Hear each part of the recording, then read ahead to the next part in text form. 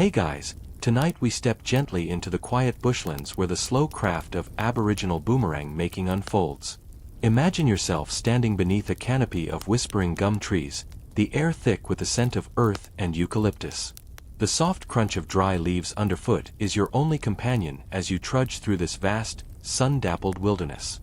You probably won't survive this without a bit of patience, because selecting the perfect piece of wood isn't a matter of quick grabs or rushed decisions. It's a slow, deliberate ritual where every detail matters, and the bush itself seems to breathe alongside you. So, before you get comfortable, dim the lights, maybe turn on a fan for that soft background hum, and let's ease into tonight's journey together. You begin with your eyes scanning the horizon for the right tree, usually a eucalyptus or wattle, old enough to have dense, resilient wood but not so old it's brittle. The bark feels rough beneath your fingers, shedding flakes like forgotten stories. You lean in to smell the wood's grain, searching for a subtle sweetness or earthiness that signals a healthy tree. Aboriginal craftspeople have long known how to read trees, telling if the wood will bend just right or snap too easily. Most boomerangs are crafted from hardwoods native to the area, harvested sustainably with respect for the land. It's not just about picking any fallen branch, it's about understanding the life of the tree. Historians still argue whether some ancient makers used living trees or relied solely on dead wood, but the prevailing wisdom favors fallen branches, shaped by the natural environment. You carry simple tools, a sharp stone scraper, perhaps a piece of bone or shell, ready to strip bark without harming the tree unnecessarily. The quiet rustling of leaves blends with the soft scraping sounds as you prepare the wood. There's a particular satisfaction in feeling the first smoothness beneath your fingers, a tactile promise of what's to come. In this slow beginning, the world narrows to the rhythm of your breath and the texture of the wood. It's almost a meditation, a dialogue between you and the bush. No rush, no fuss, just the patient unfolding of craft from nature's own gifts. You still feel the warmth of that first wood in your hands as you settle into the next step, the traditional tools and techniques that have shaped boomerangs for thousands of years. Unlike the modern buzz of power tools, here it's all about the patient, tactile connection. Stone flakes carefully chipped to form scrapers, bits of bone honed to a fine edge, and shells used to sand and smooth. It's almost like a quiet conversation between your fingers and the earth's oldest materials. Imagine holding a sharp piece of chert, its edges jagged yet precise, as you slowly scrape away bark and rough spots. The sound is soft but purposeful, a gentle rasp that blends with distant bird calls. These tools aren't just for shaping, they carry the weight of ancestral knowledge, passed down through generations. You might chuckle thinking how little has changed for some makers, who'd probably scoff at a power sander. One quirky tidbit: some Aboriginal craftspeople used termite nests as a natural glue and filler, tapping into the ecosystem's subtle chemistry to strengthen their boomerangs. The termite's secret handiwork in the wood adds a layer of durability that no modern adhesive can quite mimic. Imagine the slow, tiny architects working silently underground, their effort unnoticed yet vital to your craft. And then there's the occasional use of quartz sand as a primitive abrasive, a natural exfoliant for the wood's surface. It's a reminder that even the smallest grains of earth have a role in this delicate creation. Historians still argue whether the use of bone tools came from coastal groups trading with inland makers or developed independently in multiple regions. Some suggest the influence spread through intertribal exchanges, while others see parallel evolution, a testament to human ingenuity blossoming in isolation. Either way, the simplicity of these tools perfectly suits their function, requiring patience and steady hands rather than speed. The slow scraping and sanding aren't just functional, they're part of a meditative process, allowing the maker to bond deeply with the wood. You might notice how your breathing slows, matching the rhythm of the tools. This is a far cry from the usual hustle and bustle, more like a lullaby sung in stone and wood. And yes, shaping a boomerang with primitive tools means you can't rush or get careless, or else you risk snapping that precious curve you've just coaxed out. It's a delicate balance, like gently waking a sleeping animal without startling it. Your fingers learn to be both firm and tender, coaxing the wood slowly into shape. The bush offers everything you need for this step: quiet patience, steady hands, and the soft murmur of nature's backdrop. It's craftsmanship in its purest form, slow and deliberate, with a touch of ancient magic. The contrast to today's world of instant gratification is stark. Here, the reward is in the waiting, the gentle shaping, the connection to something far older than yourself. Your hands have grown familiar with the texture of the wood by now, and it's time to begin the art of shaping. This is where raw, rugged timber starts to transform into a graceful returning curve, the very shape that makes a boomerang so special. You trace the gentle arcs with your fingers, envisioning the flight path it will take through the air. It's almost like coaxing a quiet song out of a sleeping instrument. The shaping is a slow dance of removing wood bit by bit, smoothing edges, and carefully angling surfaces. You might lean close to hear the faint rasp of stone against wood, a sound that feels oddly soothing in the stillness. The goal is to balance weight and shape just right. Too heavy on one side and your boomerang won't return. Too light, and it might flutter down like a leaf. Mainstream history tells us that the returning boomerang is a marvel of indigenous Australian invention, a testament to their intimate knowledge of nature and physics long before such terms were even coined. You probably think it's all about the curve, but it's also about the twist, the angle of the arms, and the precise balance of lift and spin. Here's a quirky tidbit. Some makers would tune their boomerangs by gently heating them over embers and then bending parts slightly to perfect the flight. It's like a musical instrument, tuned by fire and hands. And yes, this step could mean a few smoky fingers, but hey, nobody said crafting was all clean and neat. Historians still argue whether certain boomerang shapes were more for hunting or sport, or if ceremonial ones had subtle design differences we haven't fully decoded yet. It's a mystery wrapped in wood grain and shadowed by time. You notice how shaping takes patience. You can't rush curves that want to be slow and smooth. The wood almost guides you, revealing its own character, its own story in each knot and line. You might recall that termite glue from before, quietly strengthening your piece as you carve. As you shape, your senses sharpen. The smell of the wood's fresh-cut edges, the faint crackle of dry bark underfoot, the distant call of a kookaburra laughing softly. It's a moment of peace, a quiet conversation between you and the bush. There's also the subtle understanding that every boomerang you carve is unique. No two pieces of wood are exactly alike, and neither are the finished boomerangs. The grain shifts, the density varies, and that slight imperfection could be what gives your boomerang its personality and flight path. You start to see the wood not just as a material but as a living thing, with quirks and moods that require respect and attention. You might also notice that the shaping process is as much about your own rhythm as the wood's. When your hands tire or your focus dips, you pause, breathing in the eucalyptus-scented air, listening to the subtle sounds of the bush settling in around you. Maybe a distant cicada hums its own steady beat, syncing with your work. In these slow moments, shaping the boomerang becomes less about crafting an object and more about entering a timeless flow, one shared by makers for thousands of years. The wood remembers the hands that shaped it, just as you remember the quiet bush and the gentle craft that it inspires. There's a tradition in some communities to pass the shaping boomerang from hand to hand during ceremonies, each person adding a small touch or smoothing a particular curve, creating a collective work of art and intention. You can almost feel the energy of those shared moments, as if the boomerang carries whispers of stories from long ago. You might smile at the idea that, despite the painstaking care, not every boomerang ever made returns perfectly. Some become learning pieces, teaching the next generation what subtle adjustments are needed. The process is full of small failures, each one a step toward mastery. The shaping also involves a keen awareness of the wood's moisture content. Too dry, and the wood could crack or splinter under your tools. Too wet, and it might warp as it dries, throwing off your carefully carved curves. You learn to read the wood's subtle signals, its slight weight, the sound when tapped, like a quiet dialogue between maker and material. Sometimes, makers incorporate small decorative carvings or painted ochres after shaping, not just for beauty but to honor the spirit of the boomerang, connecting the physical craft to cultural stories and identity.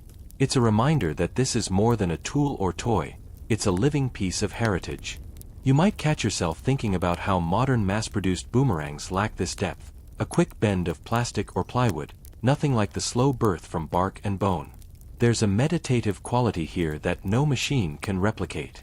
As the shaping phase comes to a close, you feel a quiet pride. The boomerang has taken shape not only in wood but in your own rhythm and attention. It's ready for the next step, the smoothing and finishing that will bring out its full character and prepare it for flight. The slow shaping grounds you, reminding you this is a craft that honors time, patience, and the gentle rhythms of nature itself. The next step invites you to slow down even further as you begin the delicate process of smoothing and sanding your boomerang. Here, the raw, roughly shaped timber transitions into something soft to the touch, inviting a closer, almost intimate connection.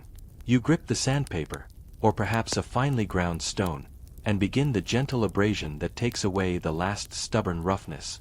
Each pass of your hand whispers a quiet rhythm, and you almost feel the wood sighing in relief, its surface becoming velvety smooth.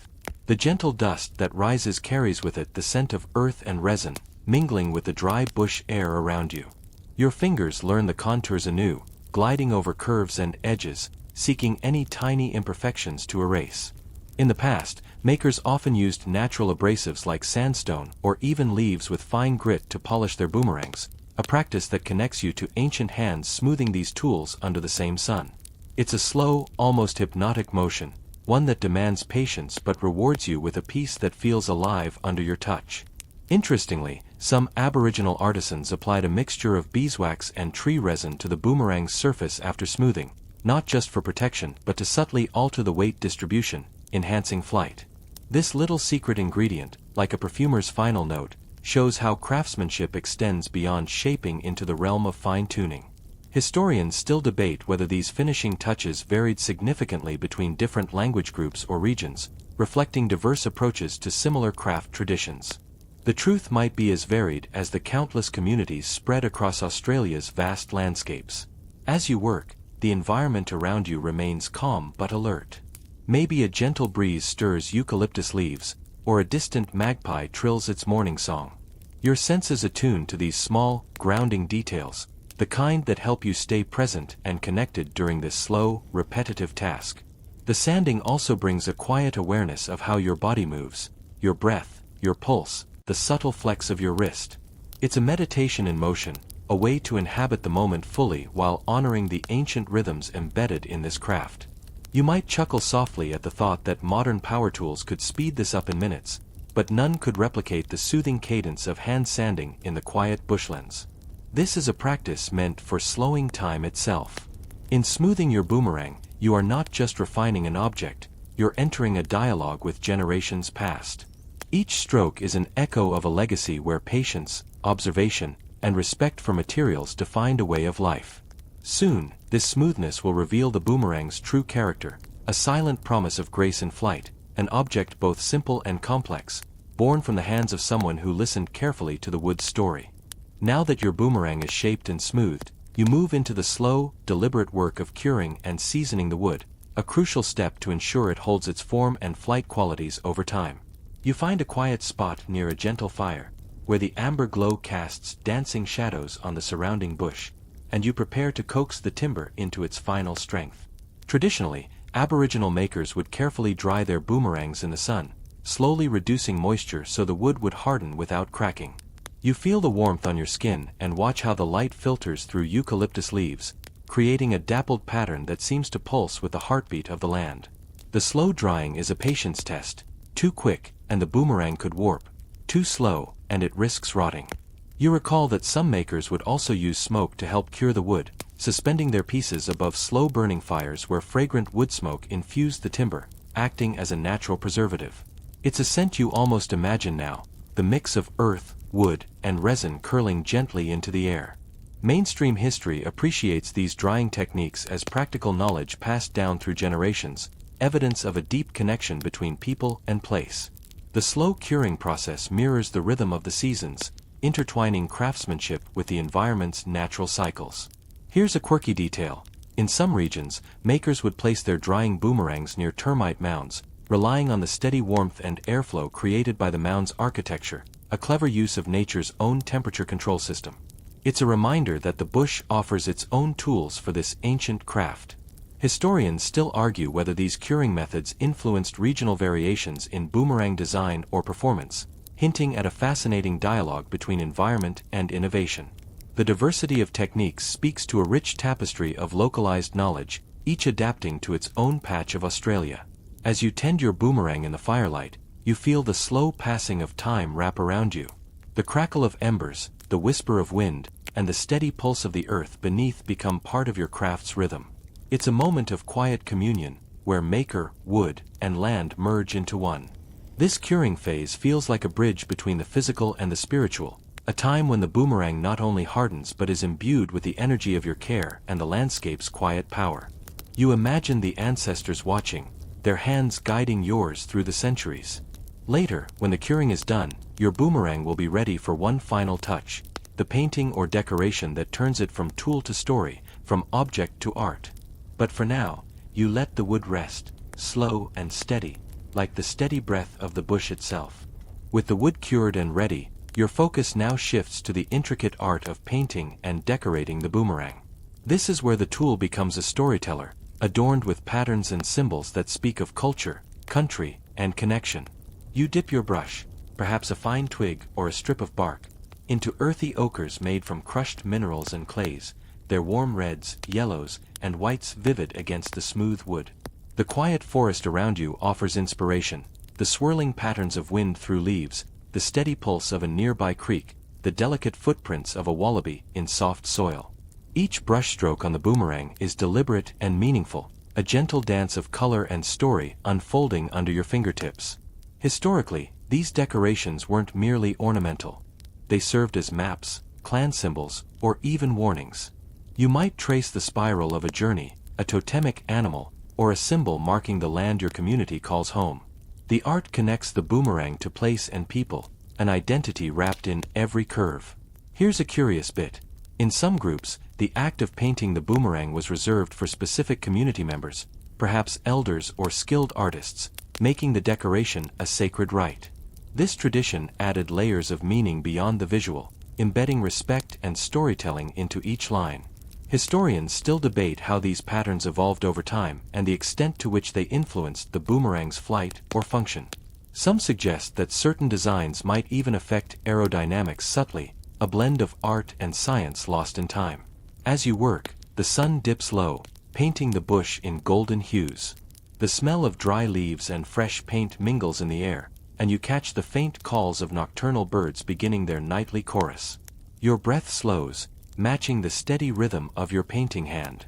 You might chuckle softly, imagining how different this experience is from mass-produced souvenirs sold to tourists, objects devoid of story or soul, lacking the patient craftsmanship and cultural depth you're embracing. When your design is complete, the boomerang is no longer just wood shaped by hands, it's a bearer of memory and meaning, ready to soar through air and story alike. You feel a quiet pride, knowing that this piece carries not only your effort but the spirit of countless makers before you. Soon, you'll prepare the boomerang for its first gentle test flights, each throw a whispered conversation between earth, wood, and sky. But for now, you sit back, brush in hand, surrounded by the soft hush of the bush at dusk. With the sun now dipping below the horizon, you step into the delicate moment of testing your finished boomerang. The quiet bushland around you seems to hold its breath as you prepare to send this carefully crafted piece of wood into the air. You feel the familiar weight in your hand, smooth and balanced, the product of hours of slow work and patient care. The evening air carries a gentle chill, mingled with the sharp, clean scent of eucalyptus and the faint smoke drifting from distant campfires, grounding you deeply in this ancient landscape. You stand still for a moment, feeling the soft crunch of dry leaves underfoot, the cool whisper of a breeze through the gum trees, and the faint rustle of nocturnal creatures awakening. The bush around you seems to slow its breath to match your own. This isn't just a test throw, it's a ritual, a dialogue between maker, tool, and land that spans centuries.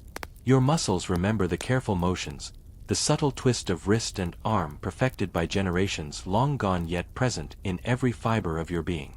Adjusting your stance, you draw the boomerang back gently, feeling the curve of the wood nestle perfectly against your fingers. The weight is reassuring, neither too heavy nor too light, balanced like a whispered promise.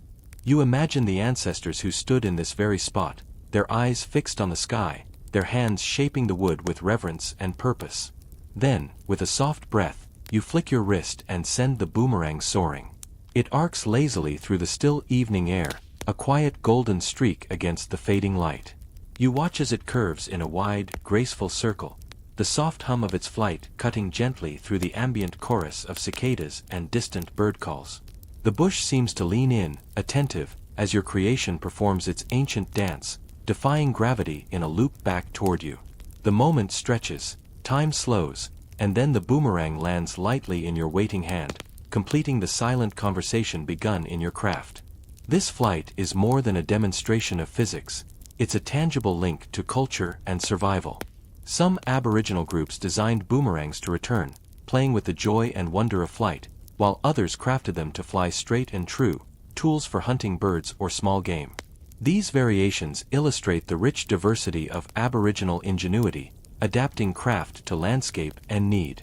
Historians still debate how boomerangs functioned within ceremonial and social life. Did the returning flight symbolize cycles of life, seasons, or celestial movements? Or was it a joyous expression of skill and artistry?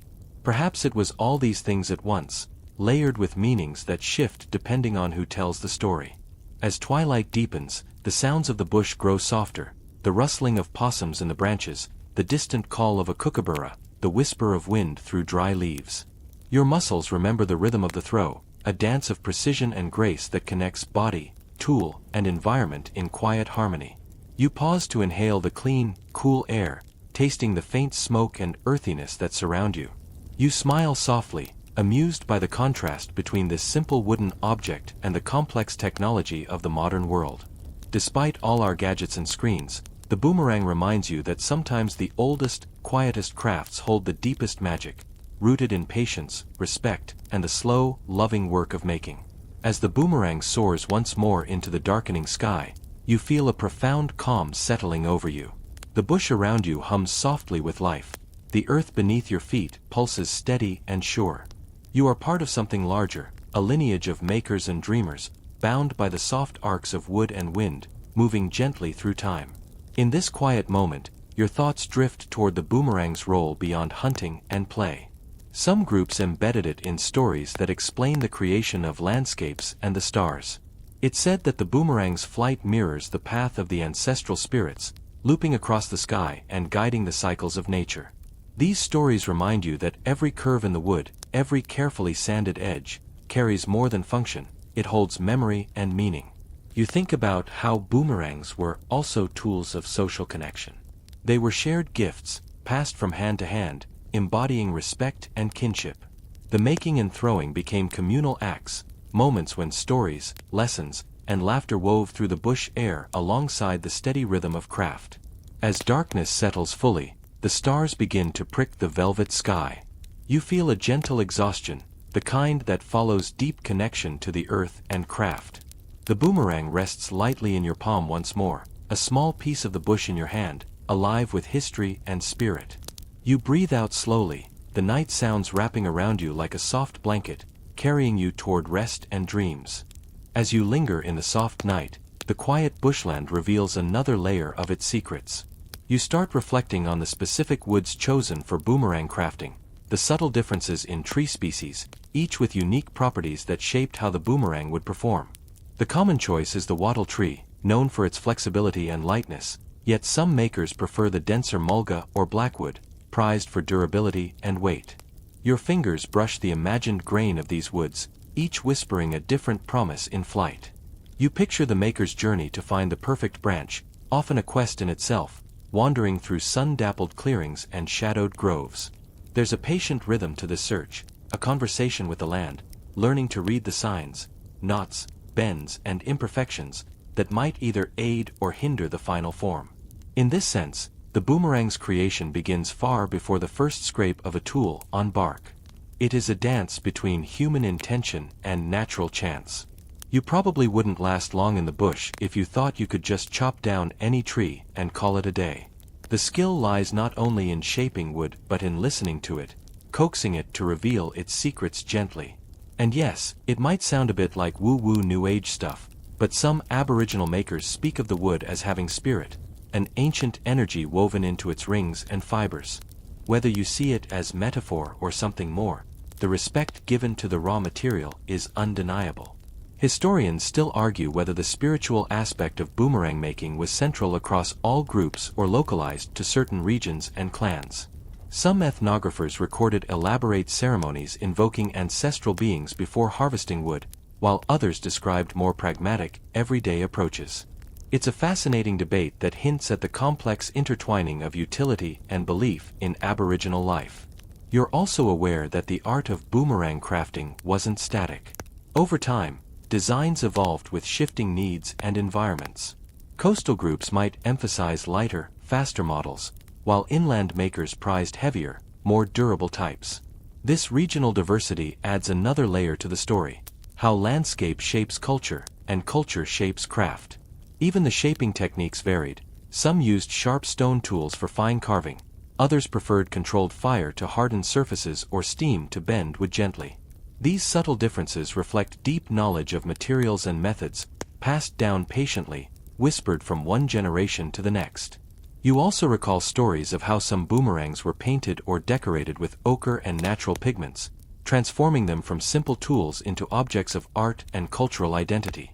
These patterns often told stories or marked clan affiliations, layering meaning and beauty onto the functional shape. Then there's the fascinating detail of how some makers crafted boomerangs specifically for different purposes: hunting, sport, ceremony, or even as gifts to cement alliances. A throwing stick for hunting birds would be designed differently from one intended purely for fun, with variations in weight, shape, and balance. You imagine the joy of friendly competitions, children learning to throw under the watchful eyes of elders, laughter mingling with the soft sounds of the bush.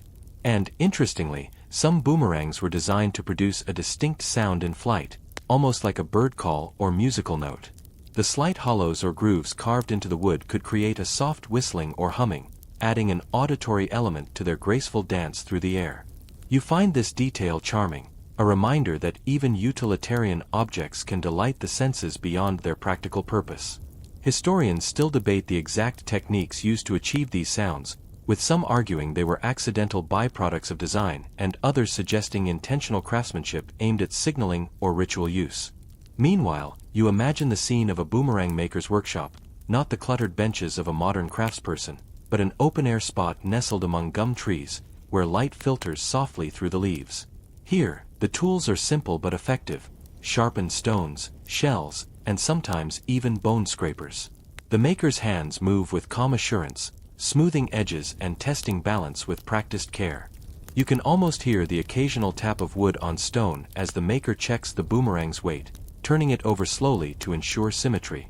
This quiet rhythm is almost meditative, a connection between maker, material, and environment that defies the rush of modern life. And while most boomerangs return to the thrower, you recall that some types were designed as hunting weapons that didn't return at all, called kylies in some Aboriginal languages. These heavier, straighter boomerangs flew further and straighter, intended to bring down prey, while the returning boomerang was often more a tool for practice or sport. The duality of purpose in these wooden implements fascinates you: the same shape but different destinies. Historians still debate the earliest evidence of boomerang use, with some archaeological finds dating back over 20,000 years, but others suggesting even older origins. This deep timeline weaves the boomerang into the fabric of human history itself, a quiet testament to ingenuity and adaptation. You imagine the gentle smoke of a small fire nearby, perhaps used to heat and bend wood slowly, making it easier to shape without cracking. This ancient technique, delicate and precise, contrasts with the more aggressive idea of simply hacking a branch into shape. It's almost like the wood and maker are in a slow conversation, coaxing the final form from raw nature. Occasionally, you think about the sounds of the bush, the whisper of wind through leaves, the soft rustle of small animals nearby. These natural rhythms seem to echo the deliberate pace of the craft itself, a soothing soundtrack for creation. You picture children watching the maker, wide-eyed and curious, eager to learn the old ways, their laughter mingling with the gentle noises of the forest. And somewhere in the back of your mind, you remember the story of the returning boomerang myth, that some say the boomerang's curved flight mirrors the paths of ancestral spirits, returning home just like the wooden tool. Whether legend or coincidence, it adds a layer of magic to the whole process, a whispered secret among the trees. You feel your breathing slow as the scene settles in your mind, a quiet embrace of earth, wood, and sky. The boomerang's journey from branch to flight is a calm, steady rhythm, perfectly suited to the peaceful hush of the bushland night. You waken your mind's eye to a new morning light filtering softly through eucalyptus leaves, the gentle warmth of the sun nudging the bushland to life. This is when the boomerang maker often begins the more intricate phase, shaping the wood with patience that rivals the slow growth of the trees themselves. You imagine sitting beside the craftsman, feeling the smooth grain beneath your fingertips as rough branches are gradually transformed into finely balanced tools. The shaping is a slow dance, chiseling here, scraping there, where the goal is a delicate equilibrium between weight and aerodynamics. The boomerang needs just the right curve, the precise tilt, and the smoothest surface to catch the wind properly. You might think it's all about throwing power, but here's a quirky twist. Some makers leave tiny imperfections intentionally, almost like a signature, or to influence the flight unpredictably. These subtle flaws can turn a straight throw into a mesmerizing arc, adding character to each piece. You probably wouldn't notice this level of detail watching a casual demonstration, but the maker's eye is trained to spot the slightest imbalance. Even a millimeter too thick or too thin on one edge can change the whole flight path.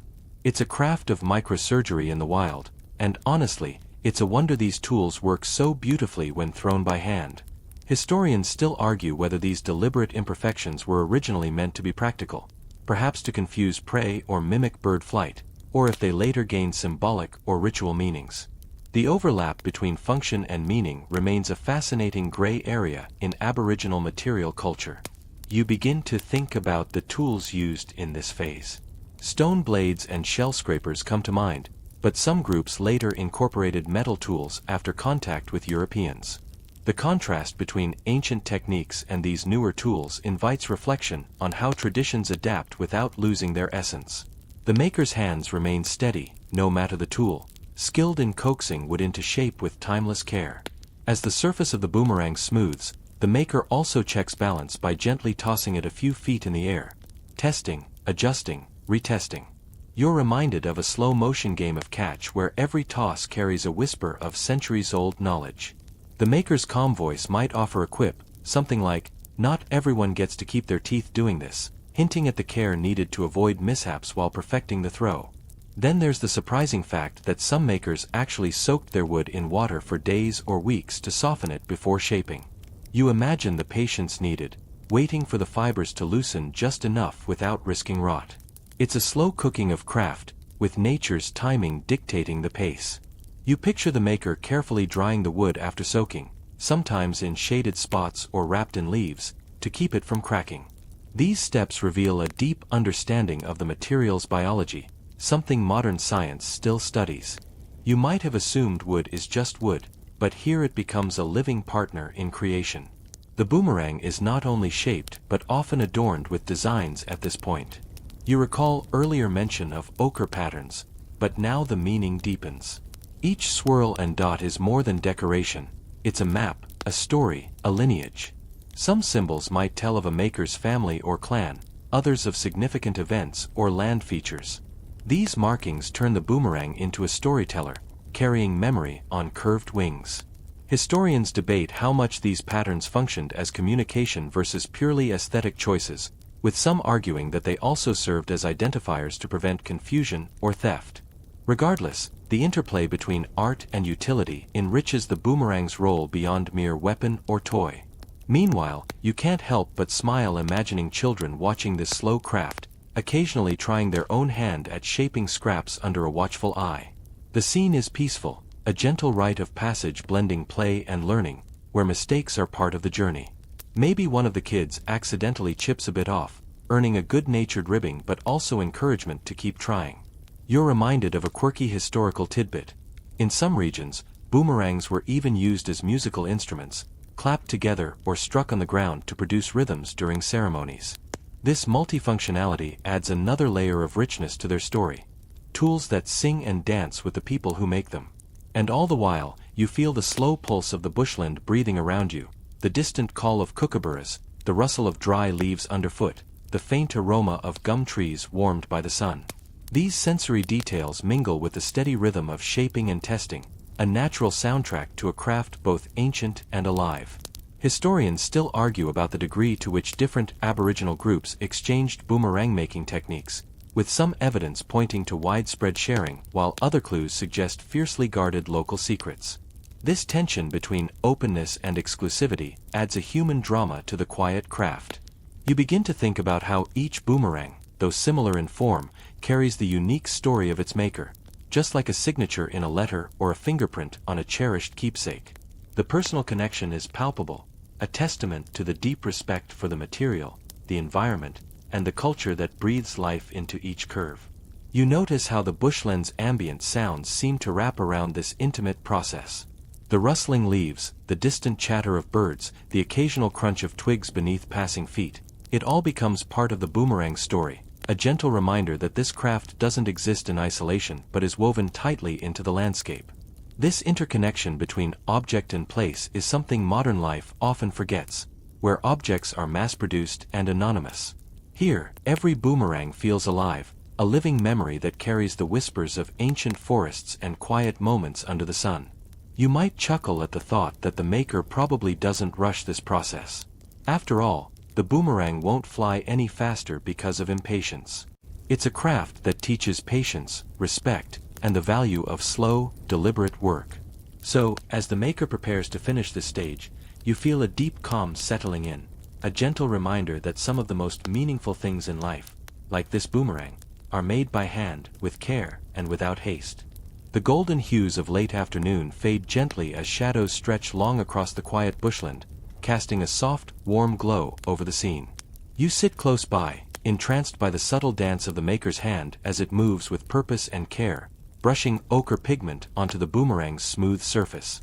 The pigment, earthy, rich, and warm, catches the dying light, bringing the wood alive with a glow that seems to hum softly with ancestral presence. This is no mere decoration, it is a language, a ritual, a silent song connecting you to a lineage of makers who have practiced this art for countless generations. The slow application of pigment is like watching the telling of an ancient story unfold without words.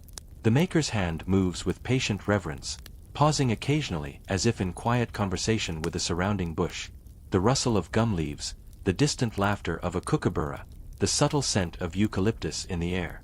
Each brushstroke is deliberate, imbued with intention, a testament to the respect the maker holds for both the material and the land. Ochre itself is more than just pigment. It's sacred earth, mined from places imbued with cultural significance and guarded carefully by those entrusted with its care. Preparing ochre involves grinding the raw mineral into fine powder using stone tools, then mixing it with natural binders, perhaps animal fat or plant resin, to create a paint that will withstand the harsh Australian sun and wind. This process, carried out with as much care as the carving itself, reflects the intimate relationship between people and place, art and environment. An intriguing detail you might not expect is that some makers mix charcoal with ochre to produce deeper, more complex tones. This early form of color chemistry demonstrates the nuanced understanding Aboriginal peoples had of their natural world, knowledge gained through centuries of observation and experimentation. As the painted patterns begin to take form, you notice the interplay between decorated and undecorated wood. The maker deliberately leaves some areas bare, revealing the wood's natural grain and smooth curves. This tactile contrast invites touch and contemplation, a balance of raw nature and human artistry, echoing broader Aboriginal philosophies of harmony and respect. The motifs painted onto the boomerang carry meanings layered in mystery. Some are believed to signify clan identity, others represent dreamtime stories or personal milestones. Yet historians remain divided. Some argue these designs were universally understood codes, while others suggest they held secret meanings accessible only to initiated elders. This ambiguity adds to the boomerang's mystique, making it an object that holds stories both told and untold. With the ochre dry, the maker gently sands the surface, smoothing transitions and sealing the paint. This delicate finishing ensures the boomerang's durability and grace, preserving both function and beauty. You can almost feel the satisfying tactile quality, the slight resistance under fingertips, the coolness of polished wood warmed by the sun. The maker lifts the completed boomerang, testing its weight and balance. With a soft grin, they toss it into the air. You watch as it arcs gracefully, spinning steadily, an elegant flight that bridges past and present. The warm colors catch the fading light, casting gentle shadows that play over the earth. Remember, in some traditions, boomerangs were not only hunting tools but also spiritual instruments, used in ceremonies to invoke rain or communicate with ancestral beings. This dual role enriches your understanding of the craft as a deeply integrated part of cultural life, not simply a utilitarian object. The bush around you quiets as evening settles, only the soft whisper of leaves and distant bird calls remain. It feels as though the land itself breathes along with the rhythm of the craft. Watching this slow, deliberate creation, you feel a profound calm settle over you, as if the boomerang's steady flight carries away the noise of the day. This moment is a perfect invitation to rest, to drift slowly into sleep with the gentle hum of ancient art and nature intertwined. The indigo dusk wraps the bushland in a gentle cloak, cool and whispering with the breath of eucalyptus leaves. You remain close, watching the maker's hands trace the painted patterns on the boomerang's surface with a reverence that feels almost sacred. These motifs, complex and layered, aren't just aesthetic choices but encoded narratives, silent songs painted in ochre that carry the weight of centuries. Each symbol is a portal to the dreamtime, the timeless spiritual era when ancestral beings shaped the land and established the laws of life. You might see sinuous lines that mimic the meandering course of rivers, tracing the journeys of ancestors who molded the world. Dot clusters could signify the stars in the Milky Way or mark sites where clans once gathered for ceremonies under vast open skies. The boomerang becomes a mobile tapestry of stories, clan identity, and connection to country. You find yourself wondering, historians still argue whether these symbols were meant as open communication across tribes or whether they held secret, sacred meanings accessible only to initiated elders. Perhaps these painted stories were a layered language, revealing different truths to different eyes, much like a dream reveals varying meanings depending on who remembers it. The motif's function resonates deeply with other indigenous art forms: sand paintings that vanish with the wind, bark paintings preserved in shaded galleries, and rock engravings etched into ancient stone. The boomerang shares this role, not just as a tool but as a living, breathing archive of culture, history, and spiritual belief. Physically, the boomerang itself tells a story of craftsmanship and intimate knowledge of the environment. The maker selects wood from native trees, choosing species prized for their balance of lightness and strength: mulga, wattle, or perhaps bloodwood. The grain, knots, and natural curves inform the carving process. The maker's fingers move with practiced certainty, shaping aerodynamic contours that will guide the boomerang's flight through the air. Contrary to popular belief, not all boomerangs are meant to return. Many were designed to fly straight and true to hunt game or perform in ceremonies. Some boomerangs have a blunt, heavy shape, optimized for power, while others are slender and light for distance or accuracy. This diversity reflects the adaptability and innovation of Aboriginal peoples in creating tools perfectly suited to their needs. Archaeological finds reveal boomerangs dating back at least 10,000 years, possibly much older, making them among humanity's oldest crafted objects. This longevity speaks to an enduring tradition of skill and cultural transmission, handed down in an unbroken chain of connection to land and spirit. As evening deepens, the maker lifts the boomerang and softly murmurs a blessing, words perhaps in a language older than the hills around you. This ritual act honors the land that provided the materials and the ancestors who gave the knowledge, weaving respect, gratitude, and spirituality into the very fiber of the craft. The bushland around you settles into a lullaby of soft sounds: the gentle chirp of crickets, the distant call of a night bird, the rustling of leaves in a cooling breeze. In this serene moment, you feel the pulse of an ancient rhythm, a quiet invitation to slow down, to breathe deeply, and to rest. The painted boomerang glows faintly in the moonlight, a bridge across time and culture, and you sense that this peaceful connection will linger in your dreams. You awaken slowly with the gentle caress of dawn's first light filtering through the canopy, casting long, shifting shadows across the soft earth of the bushland. The morning hum is alive but quiet, the distant call of a kookaburra, the rustle of leaves as a gentle breeze stirs the branches above, and the faint scent of damp bark and eucalyptus filling your senses. Today, your focus deepens on the seasonal and spiritual rhythms that govern every stage of the boomerang's creation, weaving the craft inseparably with the land's pulse. In this place, Time does not march to the tick of a clock but flows in harmony with the natural world's subtle signals, the blossoming of the golden wattle, the migratory return of parrots, or the ripening of wild berries that adorn the undergrowth. These environmental cues signal to the maker the ideal moments to harvest wood and prepare pigments, ensuring the boomerang's materials are at their finest. This synchronization with nature is no afterthought, it is the heart of the slow craft, a patient dance that honors the land's generosity. You watch as the maker moves with deliberate care, eyes sharp yet gentle, scanning for fallen branches shaped by nature's hand, or pruning only what the tree can spare without harm. This sustainable approach contrasts sharply with the hurried consumption familiar in modern times. The wood must be just right, neither too fresh, which invites warping and splitting, nor too aged, which risks brittleness and breakage. This balance is understood instinctively, a sacred knowledge inherited across countless generations. An intriguing practice in some Aboriginal communities is the sleeping, or resting, of the wood. After selecting and cutting, the timber is often left buried beneath layers of leaf litter or suspended off the ground for extended periods, sometimes several months to a full year. This patient phase allows the wood's fibers to settle and moisture to balance naturally, stabilizing the material for carving and eventual flight. Imagine explaining this to a modern craftsman used to fast drying and synthetic treatments. They might raise an eyebrow at the idea of letting wood nap in the dirt.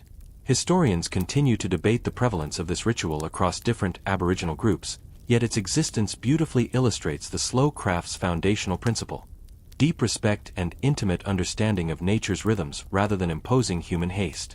While the wood rests, the maker turns to gathering pigments for the boomerang's iconic decoration. Ochres harvested from the earth, a palette of reds, yellows, browns and whites, are ground painstakingly into fine powders. These are then mixed with natural binders such as animal fats, tree resins, or plant gums to form durable paints. Each pigment carries more than color. It embodies stories, connections to ancestors, and elements of the dreamtime. The red ochre might symbolize the very earth you tread upon, the yellow the warming sun, and the white the sacred smoke of ceremonial fires. You can almost feel the gritty texture of these pigments between your fingers, a tactile reminder of the land's generosity. This slow, methodical process sharply contrasts with today's culture of speed and disposability. You might smirk imagining a bushland artisan gently chiding you for your modern impatience, reminding you that the deepest connections require time, patience, and reverence. As sunlight filters more fully into the clearing, the maker resumes carving and painting, their hands fluent in a language of shapes and symbols that has endured for millennia. The boomerang here is not merely a tool, it is a living story, a bridge between earth and sky, past and present, crafted through patient hands and guided by the quiet wisdom of the bush. All around, the bushland breathes its ancient rhythm, soft bird calls, the whispering leaves, and the slow, steady heartbeat of the land itself. You realize this craft is an invitation to slow down, to listen, and to become part of a timeless tradition. The morning drifts gently into late afternoon, and with each passing moment, the boomerang in your hands feels more and more like an extension of the earth itself. Its curve is graceful now, its surface smooth beneath your fingertips, carrying the quiet weight of countless slow adjustments.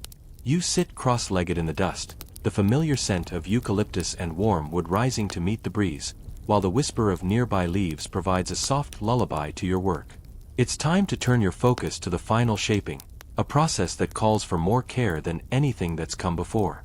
Each minute adjustment of the curve, each barely perceptible scrape of bone tool or stone file, will decide whether this boomerang will sing through the air or spin hopelessly to the ground like a startled lizard. The balance between the two wings must be perfect, their weight matched so finely that even the sharpest eye might miss the difference, but your fingertips will know. Some makers say you can feel the spirit of the boomerang at this stage, a kind of quiet presence that tells you when enough is enough. Push too far, and the wood will complain, cracking softly, flexing wrong, losing its life. It's like waking a sleepy old dog. Move too fast, and you'll spoil its mood entirely. You run your thumb gently down the leading edge, feeling for that near imperceptible flare where lift will be born when the boomerang cuts its path through the sky. Historians still argue whether early Aboriginal craftsmen intentionally tuned these fine aerodynamic properties through careful experimentation, or whether they stumbled upon the ideal shape through trial and error passed down by the old ones. Some claim the earliest returning boomerangs were shaped almost accidentally, their flight path noticed only when tossed aside by playful hunters. Others insist that understanding lift, drag, and spin was as much a part of Dreamtime lore as fire or water. There's a quirky little tradition whispered among some bushcrafters that if a kangaroo bone tool is used for final shaping, the boomerang inherits the animal's spirit and speed. You chuckle softly at the thought, imagining a boomerang bounding awkwardly like a startled roo every time it flies. A silly image, but charming, and who knows? The old beliefs run deeper here than logic. The tip edges require delicate feathering now, small angled cuts to reduce air resistance and keep the returning arc smooth and true. You shave tiny curls from the wood, each falling like gentle flakes onto the red earth at your feet. The sun dips lower, and golden light dances across the boomerang's grain, revealing faint lines and scars from its life as part of a living tree. You pause, breathing in deeply, and sense the connection once more between tool, hand, and wood, an unbroken chain of intention stretching back thousands of years. The process is slow. There is no hurry here. Modern machines would grind this shape in minutes, but they would miss the story, the subtle flex and memory hidden in the fibers. You stroke the curve gently, as if soothing a restless sleeper, ensuring no splinter or flaw disturbs the harmony you've coaxed from the timber. Nearby, the bush murmurs on, distant birds calling, the crackle of dry bark under some cautious creature's step, the slow sigh of wind teasing the treetops. The world of cars, screens, and schedules feels impossibly far away. Here, time flows like sap, thick and unhurried. And the final debate plays quietly in your thoughts. Some scholars argue that returning boomerangs, the ones that circle back like loyal dogs, were rare and more ceremonial than practical. Others suggest they were widely used for hunting birds, their looping flight meant to startle flocks into flight where waiting hunters could strike. No one agrees entirely, and perhaps that's the charm. The mystery remains, gently unsolved, like the spiral flight of the boomerang itself. Your tools rest beside you now, bone scraper dulled from patient work, shell polisher smooth with use, chert flakes worn at the edges. You pick up a piece of soft charcoal, turning it in your fingers thoughtfully. Some craftsmen, after the final shaping, would mark their boomerangs with symbols, simple patterns, spirit totems, or tracks from the Dreamtime, to protect the flight or honor the ancestor who first gave the boomerang to the people. You wonder, just for a moment, what mark you might make. A spiral, perhaps. Or a soft curl of smoke. Something to remind the wind to be gentle when the boomerang takes flight. The sun slips lower, brushing the horizon with quiet fire. In the fading light, the boomerang gleams like polished amber, humming softly with promise. The final shaping is complete, but the journey is not. Tomorrow, or maybe the next day, it will fly. For now, you run your hand once more over the smooth surface, feeling the story of the tree, the tools, the waiting air, all waiting for the perfect throw. Your fingers linger on the smooth wood as twilight deepens, and the sky above slowly darkens into a deep indigo brushed with streaks of fading crimson. A soft coolness settles over the bush, bringing with it the scent of damp leaves and distant waterholes. Even the birds quiet, their evening calls fading into the hush. It feels like the land itself is holding its breath, watching as you cradle the boomerang in your lap, this quiet child of tree and tool, ready to taste the sky. You gently tilt it, letting the last glow of daylight catch along the curve, revealing the countless tiny grooves and strokes left by your patient scraping. Each mark tells its own small story, a nick with a chert edge bit too deep, a faint ridge smoothed by the shell's broad curve, the faint scar of a natural knot now worked seamlessly into the design. It's not a perfect, machine-born object. No laser could create this subtle, living asymmetry. Its imperfection is its strength, the secret that lets it return, circling home when thrown. And there's another quiet secret woven into this work, one the old ones always knew, but modern minds forget. The boomerang isn't meant to battle the air, it moves with it, flows in harmony with the wind's shifting mood. You pause, holding it flat on your palm, testing its balance. The weight of each wing is nearly matched, but not quite. One edge holds the slightest extra curve, the faintest bit of lift carved into the leading side. This is the delicate breath that will tilt its flight, coaxing the arc that brings it gently home. Historians still debate whether early makers truly understood these principles or simply followed tradition without knowing the hidden physics. Some argue that mathematical instinct was woven into the hands long before minds could explain it. Others claim the knowledge was mystical, guided by dreamtime spirits whispering the shape of wind.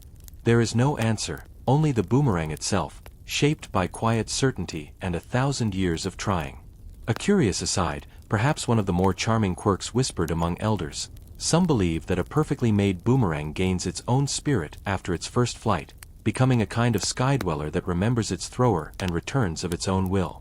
It's said the best boomerangs learn your hand and seek you like a bird flying home. You smile at the thought, imagining this piece of polished wood developing a small, gentle mind of its own, watching, waiting for your next throw. With slow care, you test the edges one last time with your thumb. The trailing edge is feathered smooth, inviting the breeze to slip past without drag. The leading edge is sharp but not cutting, just enough to bite the air and grip it. The twist between wings is barely visible, but you feel it in your grip. A touch more sanding, perhaps? You reach for the shell, running it softly along the curve, dusting away the last roughness like brushing sleep from the eyelids of a resting animal. The evening cool thickens, and the bush grows darker, shadows deepening beneath the trees. In this stillness, the old bushcraft wisdom whispers again. The best boomerangs were sometimes smoked gently over the coals of a quiet fire, the heat sealing the wood and deepening its color, its strength. You glance to the small fire pit nearby, remembering this part of the ritual, the soft kiss of smoke that adds not only durability but something else, a memory of flame, a whisper of warmth in the wood's very grain. And so tomorrow perhaps you'll warm this boomerang as well, holding it over faint glowing embers, letting the spirit of fire mingle with that of earth and air. But not tonight. Tonight the shaping is done, and the land approves in its quiet way. One last tradition comes to mind, an old practice, shared by some elders, of gently humming or singing to the boomerang at the end of its making. A wordless sound, low and steady, meant to settle the spirit of the wood and carry your intent into its flight.